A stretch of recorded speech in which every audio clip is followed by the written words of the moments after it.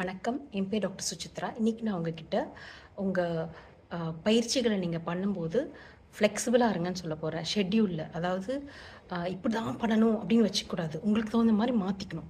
இப்போ ஒரு டாக்டர் வந்து உங்ககிட்ட 20 தடவ பண்ணுங்க இந்த பயிற்சிய ஒரு நாளைக்கு அப்படின்னு சொன்னாங்கன்னா, நீங்க வந்து ஒரு கொஞ்ச நாள் 20 தடவ பண்ணுவீங்களா இருக்கும். அதுக்கப்புறம் வந்து எனக்கு டைம் இல்ல. அதனால நான் நிறுத்திட்டேன்னு சொல்லக்கூடாது. நீங்க வந்து 5 தடவன்னு கூட குறைச்சுக்கலாம். ஆனா தொடர்ந்து பண்ணணும். அது இம்பார்ட்டன்ட். அது முக்கியம்.